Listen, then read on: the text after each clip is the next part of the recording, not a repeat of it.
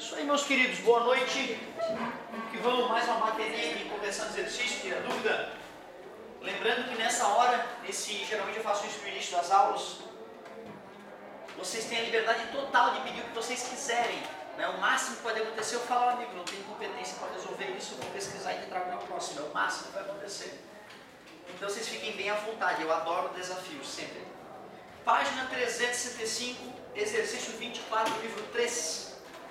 No circuito abaixo a corrente elétrica em qualquer dos resistores de 20 ohms em amperes e o circuitinho era assim, ó.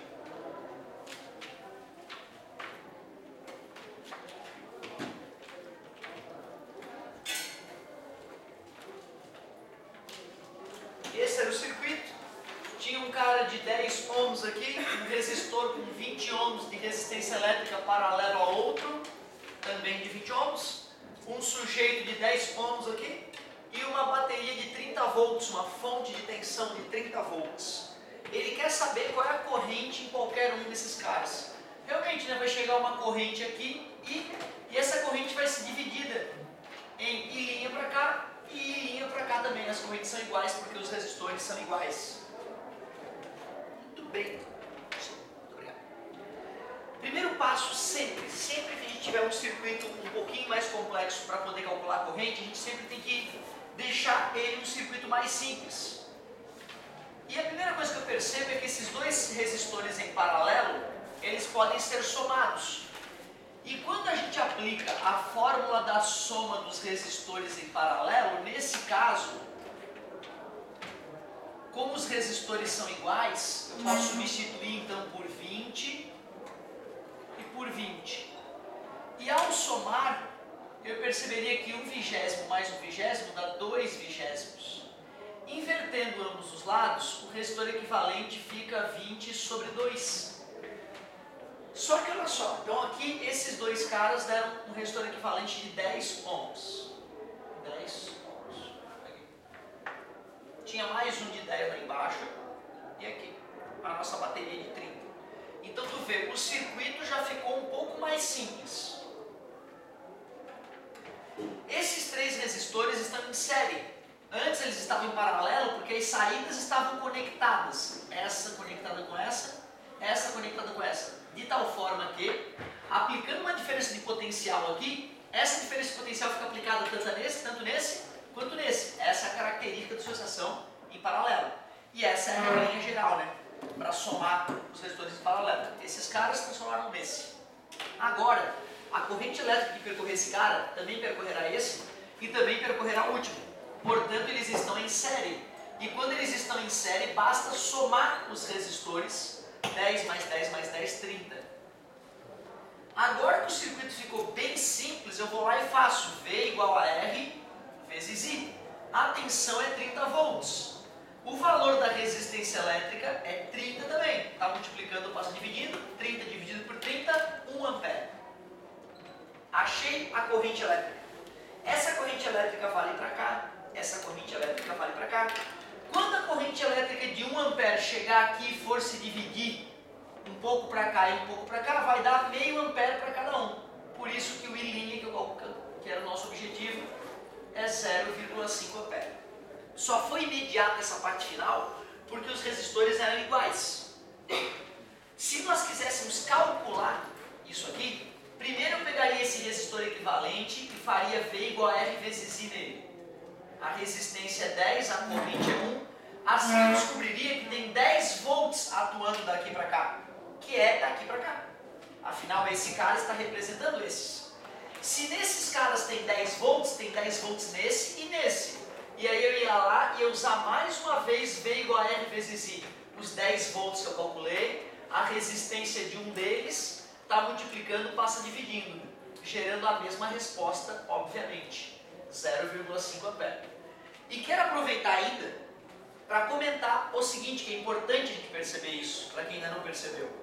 Se eu tivesse 3 resistores de 20, aqui ficaria 1 sobre 20, que daria 3 sobre 20, que daria 20 sobre 3. Se fossem 4 resistores de 20, mais 1 sobre 20, aqui vai para 4 e aí divide por 4.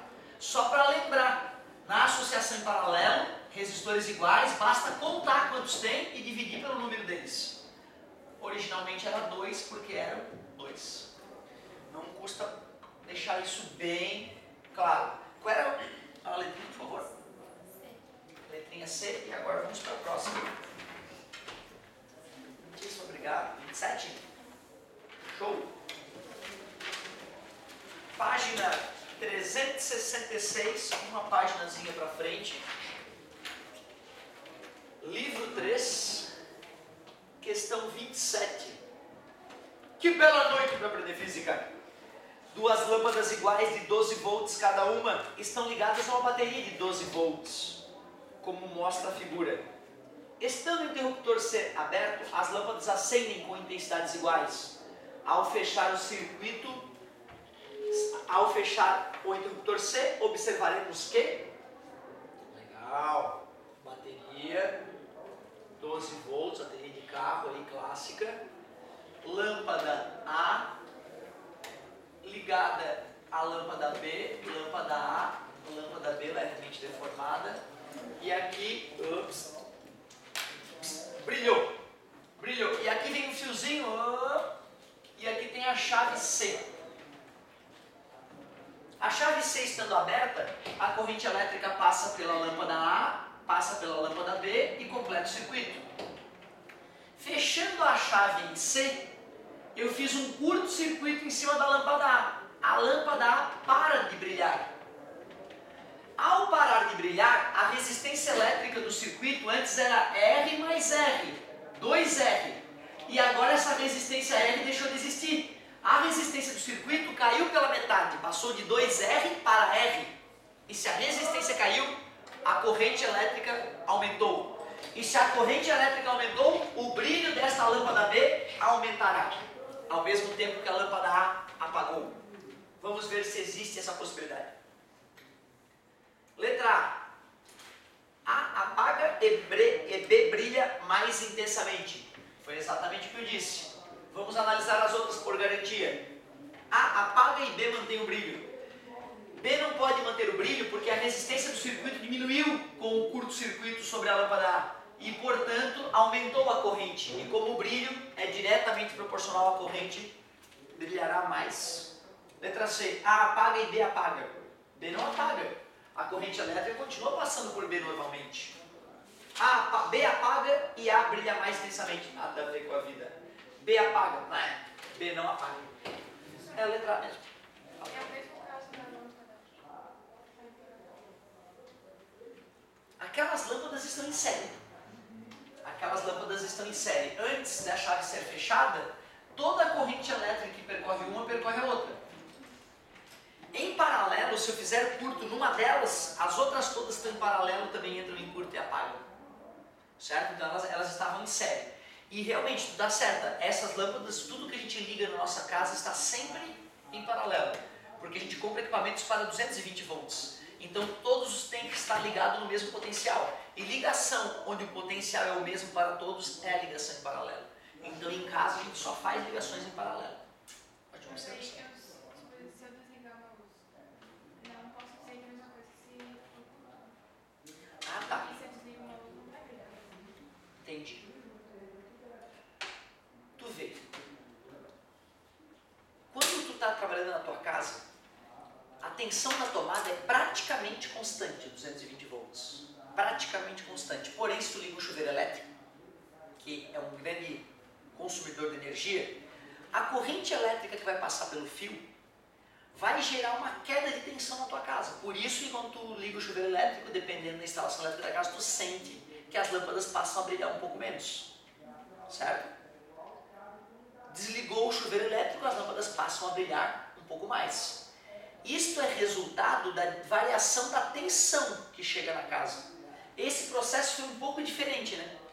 Foi a variação da resistência elétrica do circuito como um todo que gerou uma mudança na corrente elétrica e, portanto, uma mudança no brilho. São fenômenos similares, certo? Mas um pouquinho diferentes ainda. Então, tu vê, se essas lâmpadas consumissem muita energia, ao desligá-las, nós poderíamos perceber que o resto das instalações brilha um pouco mais. Mas tem um outro aspecto também, tá? Essa lâmpada, ela tem um processo de funcionamento bem diferente da lâmpada resistiva. Ela brilha por um motivo diferente da lâmpada resistiva. Então, essas variações de tensão não ficam tão evidentes nessa lâmpada comparado com a lâmpada resistiva. Tem mais esse aspecto também. Bacana as colocações. E aí? Tinha mais coisa? Não tinha? Não estava te devendo umas questões, moça? Era isso mesmo. Obrigado, querida. Coisa linda, hein? Estrelinha, estrelinha. Página 369, questão 49. Um gerador tem força eletromotriz de 1,5 volts. Importante acostumar, né, anotar os dados. Força eletromotriz a gente tem representado por esse Ezinho diferente aí, o Epson. E uma resistência interna de 0,1 ohm. Rzinho para representar a resistência interna, 0,1 ohm. Ligando-se seus terminais a um resistor com resistência D, então essa nova resistência é uma resistência externa, 0,4 ohms. A diferença de potencial entre esses terminais em V é...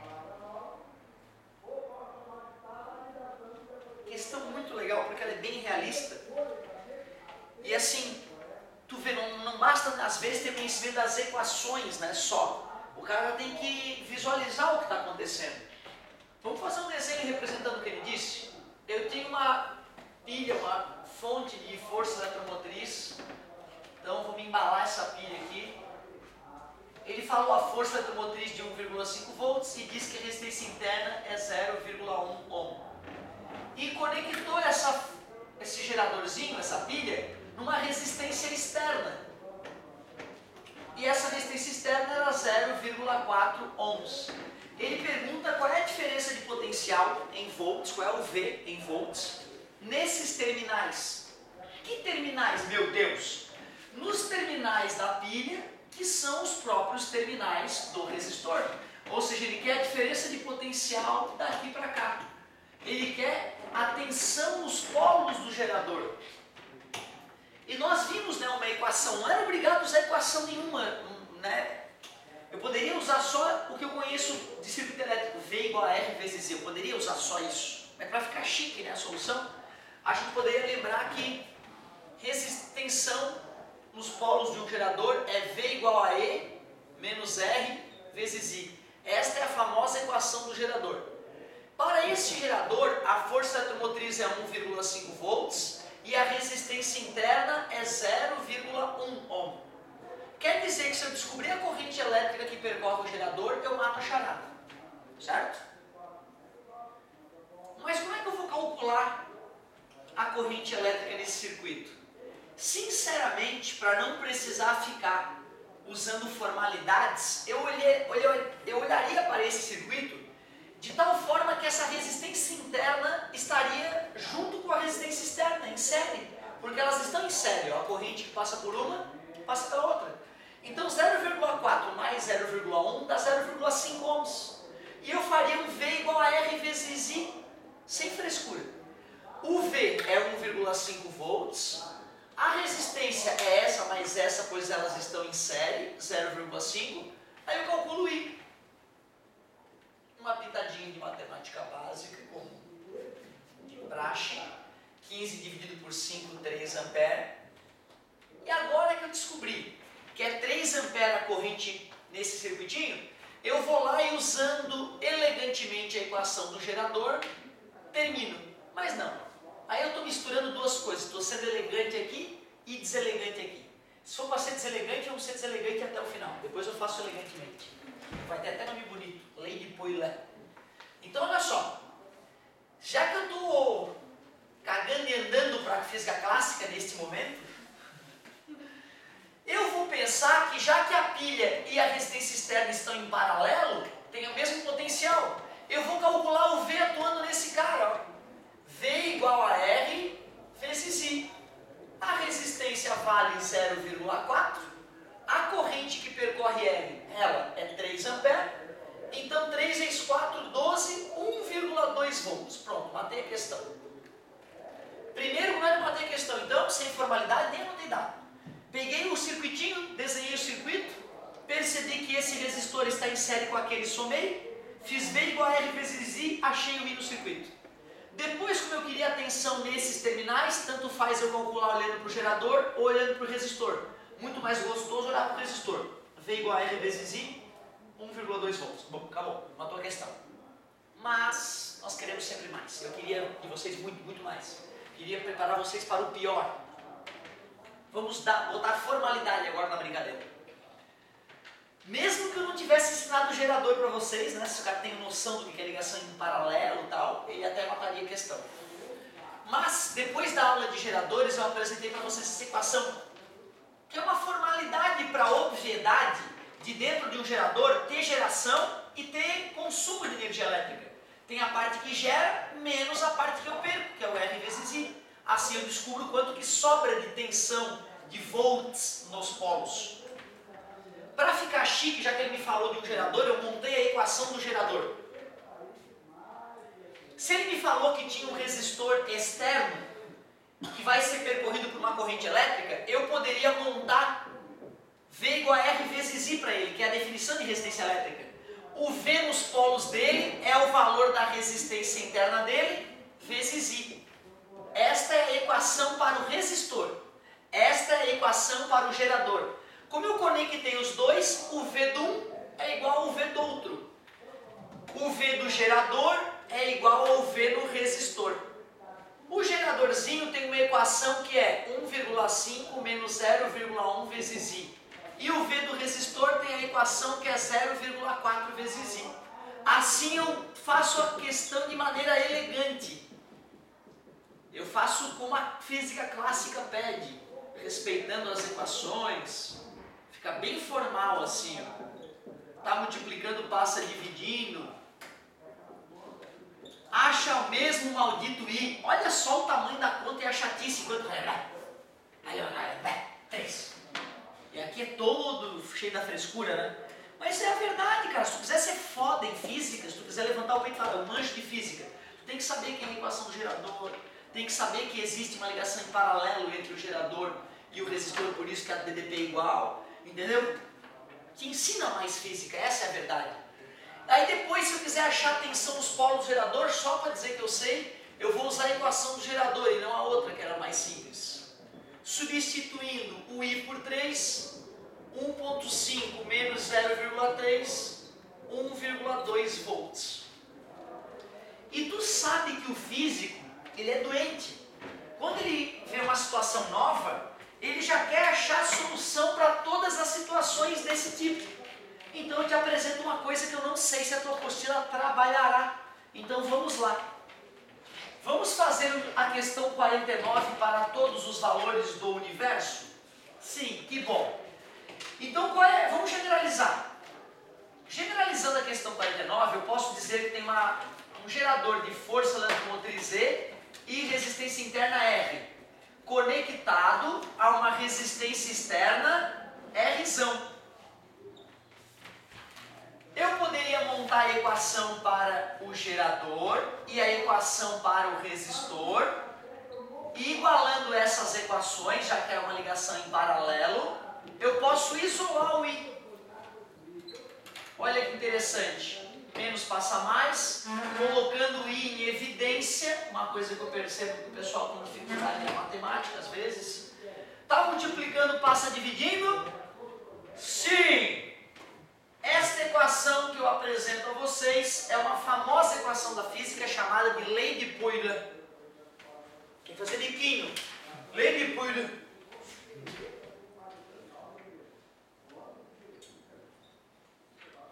Poilete para os mais íntimos. Lei de Poilete.